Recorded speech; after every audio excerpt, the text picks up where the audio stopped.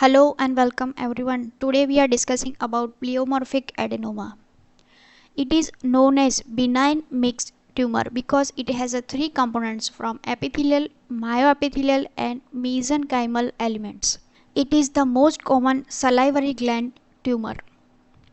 The cause of pleomorphic adenoma is unknown, but possible factors involved in causations are radiation exposure and oncogenic simian virus.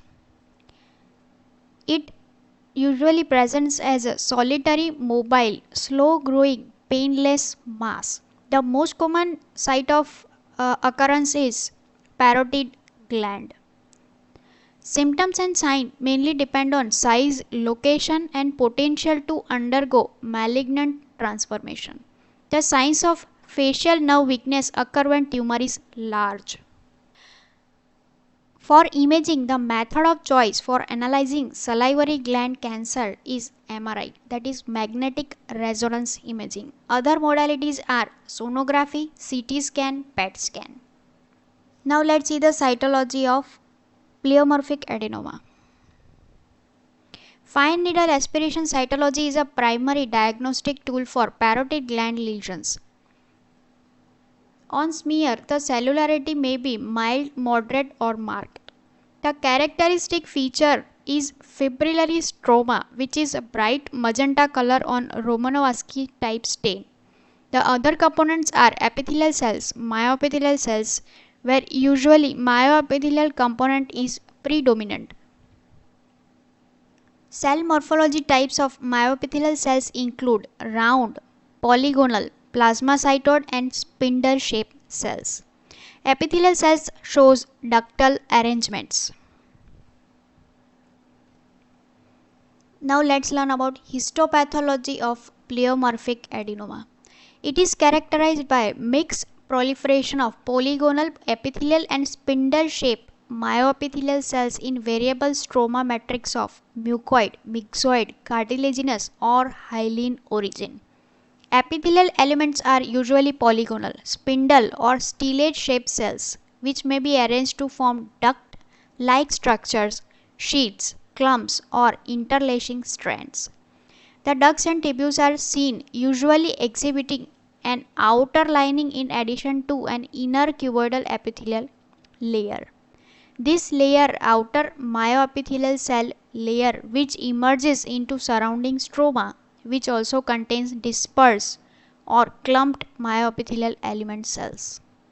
The tumor lacks procapsule and is surrounded by a fibrous pseudocapsule of variable thickness.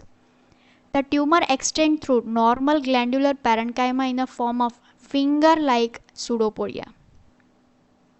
Immunohistochemistry. Pleomorphic adenoma reacts mostly positively to calponin, cluster of differentiation 9, glial fibrillary acidic protein GFAP, MCL2, metastasis suppressor gene NM23, P63, S100, smooth muscle acting SMA, and SRY box transcription factor 10, SOX10. Pleomorphic adenoma gene 1.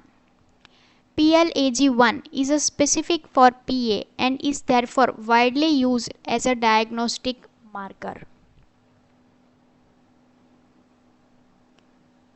Pleomorphic adenoma has a notoriously high probability of developing into carcinoma X, pleomorphic adenoma. PLAG1 fusion or HMGA2 fusion is present in 70% of pleomorphic adenomas. In the malignant transformation, there are combinations of LIFR PLAG1 gene fusion or PIK3R1 mutation with loss of other allele and TP53 mutations can be seen. The marker called mucin 1/DF3 may be used to identify pleomorphic adenomas that have undergone potential recurrence or malignant transformation.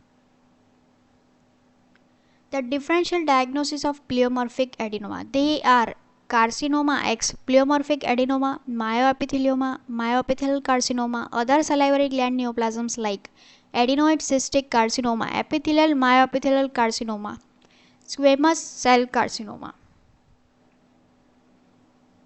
Management of pleomorphic adenoma. The most preferred treatment for the mass is surgical excision with adequate margin of tumor-free tissue. A superficial or total parotidectomy is done to lower the risk of recurrence. These are the references for this video. Hope you like it. Thank you. Bye. See you in the next video.